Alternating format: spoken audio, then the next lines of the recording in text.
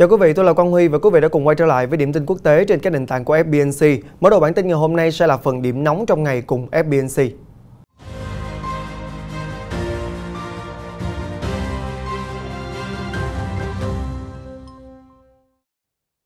Sputnik News ngày 29 tháng 9 dẫn lời tham mưu trưởng không quân Mỹ cho biết Bắc Kinh đang gia tăng các hoạt động quân sự khiêu khích Đài Loan, Mỹ và đồng minh Nhật Bản. Trước động thái này, Mỹ đang ráo riết tiến hành các cuộc tập trận, chuẩn bị cho cuộc chiến tiềm tàng với đối thủ đáng gờm ở bên kia đại dương. Cụ thể, tướng Charles Brown, tham mưu trưởng không quân Mỹ vừa tuyên bố lực lượng này đang theo dõi sát sao trước sự hung hãn ngày càng tăng của không quân Trung Quốc ở Tây Thái Bình Dương và các khu vực xung quanh Nhật Bản và Đài Loan. Chia sẻ trong diễn đàn Defense One, tướng Charles Brown nhận định Trung Quốc đã tăng cường đáng kể hoạt động bay ở vùng biển quốc tế nhằm thử mức độ và tốc độ phản ứng của không quân Mỹ cùng các lực lượng phòng vệ Đài Loan và Nhật Bản. Cụ thể, theo ông Brown, Bắc Kinh liên tục điều các chiến đấu cơ xâm nhập ADIZ Đài Loan với tần suất gần như hàng ngày. Trong khi đó, các lực lượng Mỹ trên đảo Guam cũng nhận thấy không quân Trung Quốc đang tăng tần suất các chuyến bay tầm xa để thử phản ứng của những đơn vị đang đóng quân tại đây. Trước các mối đe dọa này, không quân Mỹ đang tăng cường diễn tập phân tán lực lượng và hạ cánh chiến thuật trên đường cao tốc nhằm chuẩn bị cho kịch bản xấu nhất với kình địch Trung Quốc. Cụ thể, theo báo Business Insider, nếu đụng độ nổ ra, quân đội Mỹ sẽ bị thách thức bởi kích cỡ, kho vũ khí và tầm hoạt động của vũ khí đối phương, đặc biệt là Trung Quốc, quốc gia sở hữu kho vũ khí đáng gờm và đội quân hùng hậu. Vì thế, Mỹ cần có chiến lược phân bổ lực lượng kỹ lưỡng, tránh nguy cơ bị hao tổn binh lực và vũ khí. Theo Business Insider, không quân Mỹ đang luyện tập phân tán các lực lượng đến những sân bay phi truyền thống hoặc được cải tiến. Và Bộ Chỉ huy Chiến dịch đặc biệt của không quân Mỹ sẽ đóng vai trò then chốt cho cuộc chuẩn bị này. Gần đây nhất, trong cuộc tập trận Northern Strike 21 ở bang Michigan vào đầu tháng 8, lực lượng này lần đầu tiên cho máy bay hạ cánh xuống một đường cao tốc. Mục tiêu là nhằm chuẩn bị cho các phi công và binh sĩ làm quen với những chiến dịch bất ngờ trong những địa điểm khó nhằn hơn. Business Insider cho hay, trong cuộc tập trận, các binh sĩ diễn tập xâm nhập, chiếm giữ và biến một đường cao tốc thành đường băng. Sau đó, máy bay cường kích diệt tăng A-10 và máy bay vận tải C-146A cất cánh trên đường cao tốc. Giả sử như đụng độ thực sự xảy ra, đường cao tốc được biến thành đường băng sẽ có vị trí gần tiền tuyến, thuận lợi hỗ trợ trên không và cả khâu hậu cần, giúp các binh sĩ nhanh chóng tiến hành chiến dịch đặc biệt. Ngoài ra, Bộ Chỉ huy Chiến dịch đặc biệt cũng đang nâng cao khả năng phân tán nhanh các lực lượng tác chiến và tiếp tế. Ví dụ như, nếu chiến tranh nổ ra với Trung Quốc, không quân Mỹ sẽ không dựa vào nhóm chiến đấu cơ tàng hình F-35 từ một đảo lớn. Thay vào đó, Mỹ sẽ triển khai hoàn toàn hoặc một nửa phi đội đến một đảo nhỏ hơn, theo Business Insider. Quý vị đã vừa theo dõi phần điểm nóng cùng FBNC. Tiếp tục chương trình sẽ là những thông tin về tình hình thế giới trong vòng 24 giờ qua. Thưa quý vị, hãng tin CNN vừa trích dẫn một cuộc khảo sát gần đây cho thấy 42,2% người Mỹ tin rằng quân đội Mỹ cần bảo vệ Đài Loan nếu hòn đảo bị tấn công. Ngoài ra, 16,2% phản đối ý tưởng này, trong khi 41,6% vẫn không chắc chắn. Cuộc thăm dò do Eurasia Group Foundation tiến hành từ ngày 27 tháng 8 tới ngày 1 tháng 9. Mới đây, trong cuộc điều trần Quốc hội, tướng Mark Milley đã thừa nhận về 2 cú điện thoại cho người đồng cấp Trung Quốc. Theo đó, thì ông đã hứa sẽ báo trước cho Trung Quốc nếu chính quyền sắp mãn nhiệm của ông Donald Trump ấn nút tấn công hạt nhân. Vị tướng khẳng định đã làm theo hướng dẫn từ một vài đồng minh hàng đầu của Tổng thống Trump để giảm nguy cơ xung đột. Vừa qua, Trung Quốc đã trình làng tiêm kích tấn công hiện đại nhất với động cơ sản xuất nội địa. Động cơ đôi của J-20 đang được trưng bày ở triển lãm Air Show China tại thành phố Chu Hải, tỉnh Quảng Đông. Đây là lần đầu tiên chúng xuất hiện trước công chúng trong nước cũng như là quốc tế. Thưa quý vị, Nhật Bản và Anh vừa thống nhất sẽ bắt đầu đàm phán về thỏa thuận tăng cường hợp tác giữa lực lượng vũ trang hai nước. Đây là nỗ lực của Tokyo và London nhằm phản ứng với sức ảnh hưởng tăng cường của Bắc Kinh ở châu Á. Nếu mọi việc suôn sẻ, Nhật Bản và Anh sẽ có khung pháp lý để tiến hành tập trận chung dễ dàng và thường xuyên hơn. Cũng tại khu vực châu Á, hãng KCNA mới đây cũng đã đưa tin Triều Tiên vừa phóng thử một tên lửa siêu thanh mới phát triển. Cụ thể, theo quân đội Hàn Quốc, Triều Tiên đã phóng tên lửa siêu thanh từ đất liền ra ngoài khơi bờ biển phía đông bán đảo Triều Tiên vào hôm qua 28 tháng 9. KCNA cho biết sự phát triển của hệ thống vũ khí này sẽ giúp tăng cường khả năng phòng thủ của Triều Tiên, đồng thời mô tả tên lửa siêu thanh là một vũ khí chiến lược.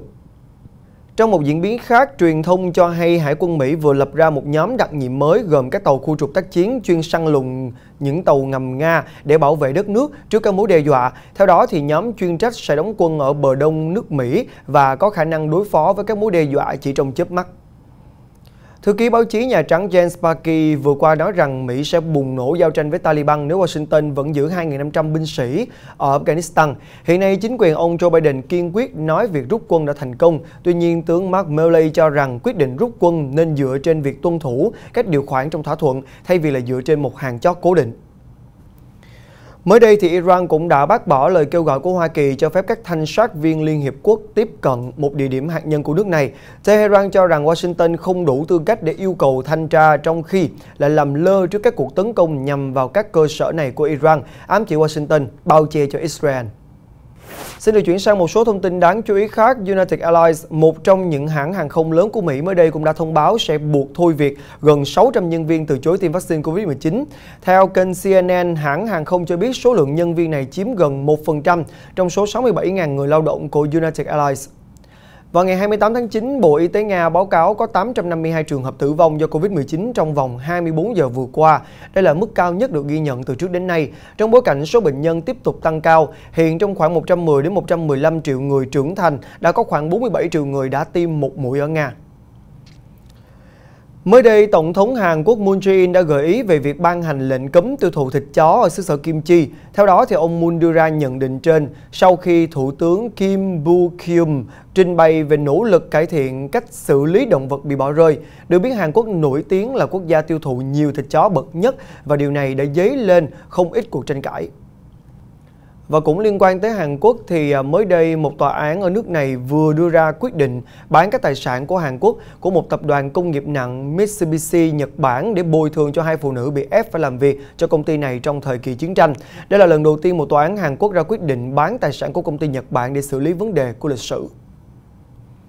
Reuters mới đây cũng đã đưa tin theo kết quả điều tra của một ủy ban độc lập cho thấy hơn 80 nhân viên cứu trợ, trong đó có cả nhân viên của Tổ chức Y tế Thế giới WHO đã có hành vi lạm dụng tình dục tại Cộng hòa Dân chủ Congo trong dịch Ebola, và nhiều thủ phạm thậm chí từ chối sử dụng bao cao su, khiến 29 phụ nữ mang thai sau đó.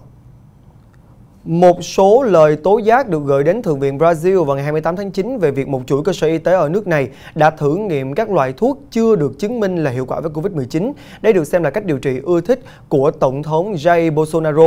Tuy nhiên, nó đã khiến cho nhiều người thiệt mạng, ít nhất 9 người đã chết trong quá trình thử nghiệm cách điều trị này tại chuỗi bệnh viện Bravan Senior. Nhưng bệnh án của họ đã bị thay đổi để che giấu nguyên nhân tử vong.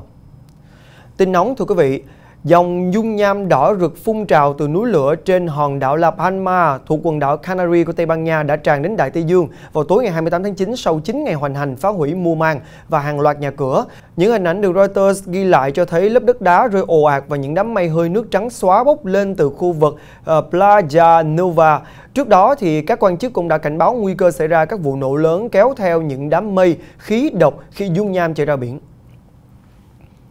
Hôm 28 tháng 9, một vụ nổ và hỏa hoạn đã xảy ra ở thành phố Gothenburg của Thụy Điển, khiến ít nhất 16 người đã được đưa đến bệnh viện điều trị, trong đó có 4 người bị thương nặng. Vụ nổ vào lúc sáng sớm thiêu rụi một block chung cư ở trung tâm thành phố. Lính cứu hỏa đã nhanh chóng có mặt đưa cư dân tòa nhà ra ngoài. Nhiều người còn tự dùng những tấm vải buộc thành dây dài và thoát ra từ ban công. Theo tờ South China Morning Post vừa cho biết rằng hơn một nửa tỉnh thành ở Trung Quốc tiến hành các điện luân phiên, nhưng mà việc truyền đạt lại không rõ ràng, không có thời gian cúp điện cụ thể, đã khiến cho người dân tức giận giữa bóng tối, thiếu đèn điện, gồm cả đèn đường giao thông. Theo Nhật báo Nhân dân Trung Quốc, chính quyền địa phương hôm Chủ nhật cảnh báo phải cúp điện luân phiên để tránh toàn bộ lưới điện sụp đổ. Khủng hoảng thiếu điện năng ở Trung Quốc đang ảnh hưởng đến đời sống của người dân và các hoạt động sản xuất, theo đài NHK của Nhật Bản đưa tin. Xin được chuyển sang một số thông tin kinh tế. Bộ trưởng Thương mại Mỹ Gina Raimondo mới đây cho biết Bắc Kinh đã có hành vi ngăn chặn các hãng hàng không nội địa mua máy bay của Boeing với giá trị lên đến hàng chục tỷ đô la Mỹ. Bà khẳng định đây là những bằng chứng cho thấy Trung Quốc không thực thi cam kết mua hàng hóa Mỹ theo thỏa thuận dàn xếp tranh chấp thương mại Mỹ-Trung vào năm 2020. Tại Mỹ, Thống đốc bang California Gavin Newsom cũng đã ký một dự luật đảm bảo công nhân trong ngành may mặc sẽ được trả lương tối thiểu theo giờ thay vì là theo sản phẩm như trước đây. Cụ thể thì những người sử dụng lao động trong lĩnh vực may mặc có từ 26 nhân viên trở lên sẽ phải đảm bảo những công nhân có mức lương tối thiểu là 14 đô la Mỹ một giờ. Vào ngày 28 tháng 9 vừa qua, Ủy ban Cạnh tranh và Người tiêu dùng Úc cho biết việc Google thống trị thị trường tại Úc đã gây tổn hại cho các đơn vị xuất bản, quảng cáo và người tiêu dùng nước này, do đó cần thiết lập các quy định mới nhằm ngăn chặn tình trạng này. Trong năm 2020, hơn 90% lượt nhấp chuột vào các mục quảng cáo trên chuỗi cung ứng công nghệ cao của Úc là thông qua ít nhất một dịch vụ của Google. Vừa qua, thì Anh cũng đã thông báo sẽ bắt đầu tiến hành đàm phán với 11 quốc gia thành viên của Hiệp định Đối tác Toàn diện và Tiến bộ Xuyên Thái Bình Dương CPTPP. Đối với Anh thì đây là một sự kiện quan trọng bởi nó liên quan đến kế hoạch thương mại hậu Brexit của Anh trong tương lai. Tổ chức các nước xuất khẩu dầu mỏ OPEC mới đây cũng đã dự báo nhu cầu dầu mỏ toàn cầu sẽ tăng từ nay đến năm 2045. Theo báo cáo, nhu cầu sẽ tăng mức hơn 90 triệu thùng một ngày vào năm 2020 lên mức 108 triệu thùng một ngày vào 2045, tức là tăng hơn 17 triệu thùng một ngày. Còn bây giờ, như thường lệ, từ khóa đáng chú ý trong ngày với hơn 500.000 lượt tìm kiếm đó chính là trận đấu mới đây giữa Paris Saint-Germain và Man City thuộc vòng bảng Champions League. Trận đấu kết thúc với chiến thắng ấn tượng 2-0 dành cho Paris Saint-Germain. Messi cũng chính thức khai hỏa trong trận này với một siêu phẩm vào lưới của Man City. Và đáng chú ý thì có một khoảnh khắc hiếm hoi chưa từng thấy trong sự nghiệp của Messi được ghi nhận ở phút bù giờ thứ nhất của hiệp 2. Lúc này Man City được hưởng quả đá phạt ngoài vòng cấm của đội chủ nhà.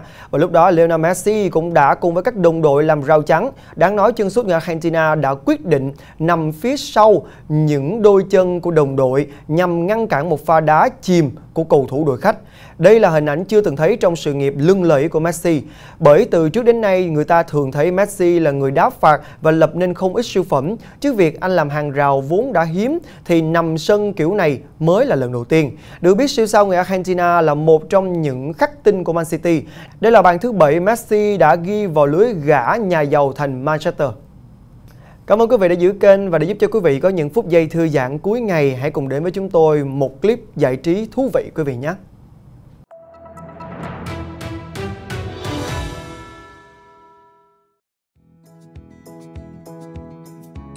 Khi xem những bộ phim về nước Pháp, chắc chắn quý vị sẽ bắt gặp cảnh người Pháp chào hỏi nhau bằng phong cách "Fais la bise". Họ áp hai má vào nhau và cùng lúc ấy miệng họ tạo ra tiếng chụt chụt như một động tác giả hôn. Sau một thời gian hạn chế tiếp xúc vì dịch bệnh và không thể ôm hôn nhau, giờ đây người dân có thể thoải mái hơn với la bise khi hơn 70% dân số đã được tiêm phòng đầy đủ. Được tiêm phòng và có thể hôn nhau, điều này là tất nhiên tốt hơn việc không tiêm và cũng không được hôn. Vị công chức Vincent Cheknek nói, trên tay cầm một cốc bia sau khi chào bạn bè bằng một bise. Còn Anna và Camilla, hai cư dân của thủ đô Paris mừng rỡ ôm hôn nhau, nói rằng đây là cách thể hiện tình cảm chân thật nhất với đối phương.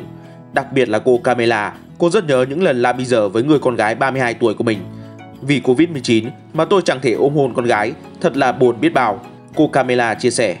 Mặc dù nhiều người vẫn còn e ngại la bise với người lạ, nhưng dấu hiệu tích cực này cũng cho thấy cuộc sống đang trở lại bình thường với người dân châu Âu.